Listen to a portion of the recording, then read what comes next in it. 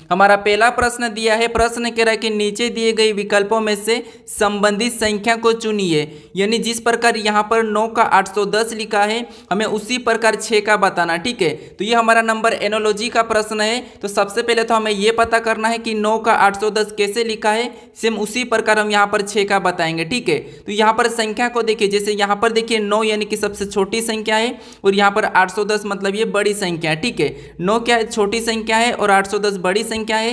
तो हम क्या करेंगे, यहाँ पर डायरेक्टली वर्ग या घन करके देखेंगे। ठीक है, तो अब देखिए जैसे अगर हम 9 का क्या करते हैं, वर्ग करते हैं। ठीक है, तो 9 का वर्ग कितना होता है, 81 होता है। ठीक है, फिर देखिए यहाँ पर हम 9 का एक बार क्या करते हैं, घन करते हैं। तो 9 का घन कितना होता है, 729 होता है। अब देखिए क्या होता है, 729। हमें क्या करना है, 810 कैसे लिखा ये पता करना। ठीक है, तो यहाँ पर हम क्या करेंगे, सबसे पहले प्लस करके देखते हैं। तो 81 में 729 को प्लस करेंगे तो यहाँ पर हमारे कितने हो जाएंगे, तो यहाँ पर हमारे 810 हो जाएंगे। ठीक है, और देखिए यहाँ पर 810 लिखा है। ठीक है, तो हम क्या करेंगे, सेम तरीके से 6 को भी क्या करेंगे, एक बार इसका वर्ग करेंगे और इसका एक बार इसका घन करेंगे। ठीक है, तो 6 का एक बार वर्ग करेंगे तो 6 का वर्ग कितना होता है, 36 होता है। और इसी का एक बार क्या करेंगे, घन करेंगे तो 6 का घन कितना होता है, 216 होता है। ठीक है, अब देखिए हमें क्या करना है, जैसा हमने यहाँ पर जोड़ा था तो यहाँ पर भी हम क्या करेंगे, इनको जोड़ लेंगे। तो 36 और 216 को आपस में जोड़ेंगे तो यहाँ पर हमारे कितने हो जाएंगे, तो यहाँ पर हमारे 252 हो जाएंगे। ठीक है, कितने हो जाएंगे, 252। तो जो प्रश्नवाचक चिन्ह दिया है यहाँ पर क्या आना चाहिए, 252 आना चाहिए। ठीक है, तो ऑप्शन में देखिए 252 कहाँ पर है, तो ऑप्शन नंबर बी में दिया है। तो ऑप्शन नंबर बी हमारा यहाँ पर सही जवाब होगा। ठीक है, तो आपको यहाँ पर लॉजिक को समझना है। ठीक है, सबसे पहले आपको जिस तरीके से यहाँ पर संख्या लिखी थी ये देखना है, फिर सेम तरीके से यहाँ पर बताना। ठीक है, तो आपको यहाँ पर लॉजिक को समझना है। अब चलिए हम बढ़ते हैं प्रश्न 2 पे। अब दूसरे नंबर का प्रश्न दिया है। अब प्रश्न कह रहा है, देखिए प्रश्न कह रहा है कि नीचे दी गई श्रृंखला श्रेणी में प्रश्नवाचक चिन्ह के स्थान पर कौन सी संख्या होगी। ये दोस्तों यहाँ पर एक प्रश्नवाचक चिन्ह दिया है, यहाँ पर कौन सी संख्या होगी ये हमें बताना। ठीक है, तो इस श्रृंखला को अगर हम ध्यान से देखते तो यहाँ पर हमें गुणे में श्रृंखला मिल रही है। ठीक है, तो हम इसे कैसे सोल्व कर सकते हैं, देखिए थोड़ी सी हमें अजीब लग रही है लेकिन यहाँ पर मैं तरीका आसान बताऊंगा। जैसे या तो हम इसे आपस में देख सकते हैं, इसे आपस में देख सकते हैं, इसे आपस में देख सकते हैं, इसे आपस में देख सकते हैं, फिर हम इसे आपस में देख सकते हैं। ठीक है, लेकिन यहाँ पर हम एक एक को भी देख सकते हैं क्योंकि ये हमारी श्रृंखला है। ठीक है, तो देखिए कैसे, यहाँ पर देखिए जैसे 3 से यहाँ पर 7 कैसे लिखा, 7 से 11, 11 से 15, 15 से 19। ठीक है, तो यही हम पता करेंगे। अब देखिए जैसे यहाँ पर 3 से 7 लिखा मतलब यहाँ पर प्लस कितना किया है, तो प्लस 4 किया है। फिर 7 से यहाँ पर 11 लिखा है मतलब यहाँ पर भी 4 को जोड़ा गया है। और 11 से 15 लिखा है यानी यहाँ पर भी प्लस 4 ही किया है। और 15 से यहाँ पर 19 लिखा है, यहाँ पर भी प्लस 4 किया है। ठीक है, लेकिन हमें यहाँ पर संख्या को बताना है तो हम क्या करेंगे, इस संख्या को देखेंगे। जैसे 5 से 9 कैसे लिखा, तो 5 से 9 लिखा मतलब यहाँ पर भी 4 को जोड़ा गया है। ठीक है, फिर 9 से यहाँ पर 13 लिखा है मतलब यहाँ पर भी प्लस 4 ही किया है। फिर देखिए 13 से 17 लिखा है मतलब यहाँ पर भी प्लस 4 किया है। फिर 17 से हम क्या करेंगे, अगली संख्या बताएंगे तो यहाँ पर भी हम प्लस 4 कर लेंगे। ठीक है, तो 17 में जब प्लस 4 करेंगे तो यहाँ पर हमारी कौन सी संख्या हो जाएगी, 21 हो जाएगी। ठीक है, कौन सी, 21। तो ऑप्शन में देखिए 21 कहाँ पर है, तो ऑप्शन नंबर हमें यहाँ पर सी में दी है। तो ऑप्शन नंबर सी हमारा यहाँ पर सही जवाब होगा। ठीक है, तो आपको यहाँ पर क्या करना है, लॉजिक को समझना ताकि आप जल्दी से जल्दी प्रश्न को सोल्व कर सके। ठीक है, अब चलिए हम बढ़ते हैं प्रश्न 3 पे। अब तीसरे नंबर का प्रश्न दिया है। अब प्रश्न कह रहा है कि नीचे दिए गए प्रश्न में लुप्त संख्या पद ज्ञात कीजिए। यानी दोस्तों यहाँ पर हमारा जो प्रश्नवाचक चिन्ह दिया है यहाँ पर हमें संख्या ज्ञात करना है। ठीक है, तो जब भी इस टाइप का प्रश्न पूछा जाता है यानी कि लुप्त संख्या का, तो सबसे पहले हम क्या करते हैं, यहाँ पर जो प्रश्नवाचक चिन्ह दिया है। ठीक है, आपको क्या करना है, जो प्रश्नवाचक चिन्ह दिया है वह उसी की जगह, जैसे यहाँ पर जो 2 कैसे लिखा, यहाँ पर 20 कैसे लिखा, या फिर इस तरफ 5 कैसे लिखा, या फिर यहाँ पर देखिए 8 कैसे लिखा, इस वाली आकृति में आपको ऐसे चेक करना है। ठीक है, तो देखिए हम क्या करेंगे, यहाँ पर बड़ी संख्या है उस तरफ से चेक करेंगे। जैसे यहाँ पर हम देखेंगे कि 20 कैसे लिखा और 2 कैसे लिखा है। ठीक है, तो अब देखिए अगर हम यहाँ पर क्या कर सकते हैं, जैसे अगर इसका हम आपस में गुणा करते हैं। ठीक है, 5 और 4 का तो कितना होते हैं, 20 होते हैं और यहाँ पर 20 लिखा है। ठीक है, सेम तरीके से इसका गुणा करेंगे तो यहाँ पर हमारे कितने हो जाएंगे, 200 हो जाएंगे। ठीक है, कितने हो जाएंगे, 200 हो जाएंगे, लेकिन यहाँ पर 2 लिखा है तो इसका मतलब ये है कि इस पैटर्न को हम इस तरीके से सोल्व नहीं कर सकते। ठीक है, इस प्रश्न को। तो अब देखिए क्या करना है, लॉजिक समझिए। जैसे अगर हम इसका हम आपस में गुणा करते हैं, ठीक है, इसका आपस में गुणा करेंगे तो कितना होता है, 4 पंजे 20 और यहाँ पर देखिए और भी इसका आपस में गुणा करेंगे तो यहाँ पर भी देखिए 4 पंजे 20 और 20 और 20 का गुणा करेंगे तो यहाँ पर हमारे बराबर कितने हो जाएंगे 400 हो जाएंगे। ठीक है, ये एक नया तरीका आप यहाँ पर नोट कर लीजिए। ठीक है, कितने हो गए 400 हो गए।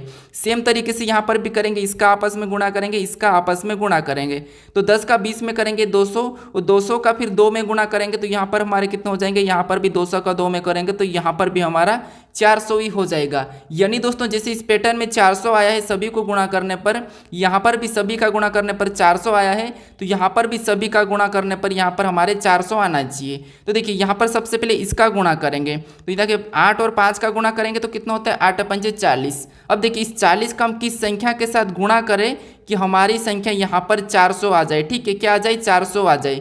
तो अब देखिए किसके साथ गुणा कर सकते हैं, तो यहाँ पर हम क्या करेंगे 10 के साथ गुणा करते हैं तो यहाँ पर हमारी संख्या कितनी हो जाएगी 400 आ जाएगी। यानी जो प्रश्नवाचक चिन्ह की जगह पर यहाँ पर हम 10 को रखेंगे और इनका आपस में उसी पैटर्न से यहाँ पर गुणा करेंगे तो यहाँ पर देखिए 8 पंजे 40 और 40 धाम 400, तब यहाँ पर हमारी संख्या 400 होगी। मतलब यहाँ पर जो प्रश्नवाचक चिन्ह दिया है यहाँ पर 10 होना चाहिए। ठीक है, तो ऐसे प्रश्न को इस पैटर्न से यानी किस तरीके से भी सोल्व कर सकते हैं, इसीलिए आप नोट जरूर कर लीजिएगा। ठीक है, तो हमारा यहाँ पर क्या होगा 10 यानी ऑप्शन नंबर बी वाला यहाँ पर सही होगा। ठीक है, आपको समझ में आ रहा या नहीं आ रहा मुझे कमेंट करके जरूर बताइए। अगर कोई सा चैप्टर छूटे तो उसका भी मुझे कमेंट करके बताइए कि ये प्रश्न मुझे नहीं आता है। ठीक है, अब चलिए हम बढ़ते हैं प्रश्न 4 पे। अब 4 नंबर का प्रश्न दिया है। ठीक है, अब प्रश्न कह रहा है कि उस वेन आरेख का चयन करें जो दिए गए वर्गों के बीच संबंध को सर्वोत्तम रूप से दर्शाता है। यानी ये हमारा वेन आरेख का प्रश्न। ठीक है, यानी प्रश्न कहने का मतलब ये है कि जैसे चीता, जानवर और भालू ये 3 शब्द दिए हैं और इनका वेन आरेख कैसा बनेगा ये प्रश्न पूछा है। ठीक है, तो हमारे सभी प्रश्न अलग अलग इंपॉर्टेंट चैप्टर के प्रश्न है जो कि परीक्षा में पूछे गए हैं और पूछे जा सकते हैं, ऐसे ऐसे पैटर्न के प्रश्न है। ठीक है, और आप किसी भी परीक्षा की तैयारी कर रहे हो ये प्रैक्टिस सेट आपके लिए काफी इंपॉर्टेंट है। क्यों इंपॉर्टेंट, क्योंकि इसमें ऐसे प्रश्न है जो कि बार बार परीक्षा में पूछे जा रहे हैं और सभी परीक्षा में पूछे जाते हैं। ठीक है, वही पैटर्न है यहाँ पर। तो अब देखिए जब भी हमें वेन आरेख का प्रश्न सोल्व करना तो सबसे पहले मैं आपको बताया था कि मेरा तरीका आपको किसी भी एक शब्द का आरेख बना लेना है। जिसे अब देखिए जैसे हम यहाँ पर चीता दिया है तो चीता का आरेख बना लेते हैं, यानी कि ये हमने चीता का आरेख बनाया। ठीक है, ये सिंपल तरीका। अब हमें क्या करना है दूसरे शब्द का बनाना है। दूसरे शब्द यानी कि आप किसी का भी बना सकते, चाहे जानवर का या भालू का। तो मान लीजिए हम यहाँ पर क्या करते हैं जानवर का बना लेते हैं। ठीक है, तो जानवर का बनाएंगे तो जानवर का बनाने से पहले इसका आपस में कोई संबंध है या नहीं है ये देखेंगे। तो चीता और जानवर में आपस में संबंध है, मतलब चीता जो क्या है एक जानवर है तो ये जानवर के अंदर आता है। ठीक है, तो इसका आपस में संबंध है मतलब ये जानवर के अंदर आता है तो ये इसके चीता इसके अंदर हो जाएगा। ठीक है, ये डायग्राम हमारा चीता का बना। अब देखिए हमें क्या करना है जो लास्ट शब्द बचा है उसका बनाना है। जैसे यहाँ पर भालू दिया है तो भालू का बनाने से पहले हम क्या करेंगे इनका तीनों का आपस में कोई संबंध है या है नहीं ये देखेंगे। तो अब देखिए जैसे भालू और जानवर में तो आपस में संबंध है क्योंकि भालू भी एक जानवर है और ये जानवर के अंदर आता है। लेकिन यहाँ पर देखिए चीता और भालू में आपस में कोई संबंध नहीं है, ये जानवर है लेकिन अलग अलग है। तो इसीलिए यहाँ पर क्या होगा जानवर के अंदर भालू का डायग्राम बनेगा लेकिन चीता से अलग। तो इसका डायग्राम कैसा बनेगा कुछ इस टाइप से बनेगा। ठीक है, तो इस टाइप का डायग्राम कहाँ पर है हमें ये वाला ऑप्शन में देखना है कि ये वाला डायग्राम कहाँ पर है। तो ऑप्शन नंबर हमें यहाँ पर सी में दिया है तो ऑप्शन नंबर सी हमारा यहाँ पर सही जवाब होगा। ठीक है, तो आप आसानी से प्रश्न को सोल्व कर लोगे। अब चलिए हम बढ़ते हैं प्रश्न 5 पे। अब 5 नंबर का प्रश्न दिया है। ठीक है, अब प्रश्न कह रहा है कि यदि किसी सांकेतिक भाषा में यहाँ पर ग्राफिक्स को यहाँ पर TYXRVL तथा यहाँ पर ऑरेंज को ZYXUTV लिखा जाता है तो उसी सांकेतिक भाषा में यहाँ पर गैर्स को किस प्रकार लिखा जाएगा ये प्रश्न पूछा है। ठीक है, यानी दोस्तों ये हमारा कोडिंग डिकोडिंग का प्रश्न है। तो सबसे पहले तो हमें यहाँ पर पता करना है कि जैसे इसका कोड ये कैसे लिखा है और इसका कोड यहाँ पर ये कैसे लिखा है, सेम तरीके से हम इसका बताएंगे। ठीक है, तो देखिए दोस्तों अगर आपको यहाँ पर 2 समीकरण यानी कि 2 उदाहरण मिले, जैसे इसका एग्जाम्पल ये कोड दिया है और इसका एग्जाम्पल ये कोड दिया है, तो फिर ऐसे में आपको क्या करना है अगर ये जो हमको पूछा है ठीक है वही अक्षर अगर यहाँ पर है तो फिर आपको क्या करना है इनके ही कूट को चुरा लेना है। ठीक है, ये मैं कई सारे वीडियो में बता चुका हूँ फिर भी मैं बताता हूँ क्योंकि यहाँ पर इस टाइप के प्रश्न पूछे जाते हैं और आप क्या करते हैं यहाँ पर इनके कोड यहाँ पर ये क्या करते हैं ABCD में देखकर पता करने की कोशिश करते हैं। ऐसे में आपका समय बर्बाद होता है, फिर आप आसानी से इस प्रश्नों को सोल्व कर लेते हो। ठीक है, तो ये है कि आपको क्या करना है सबसे पहले तो ये देखिए जैसे ये अक्षर है वही देखना है। जैसे हमें यहाँ पर क्या करना है जी का बताना है। ठीक है, क्या करना है जी का बताना है। अब यहाँ पर देखिए जी को क्या लिखा तो यहाँ पर जी को T लिखा है और यहाँ पर भी जी को T ही लिखा है। है, तो हम यहाँ पर भी क्या करेंगे, टी को ही लिख लेंगे। ठीक है,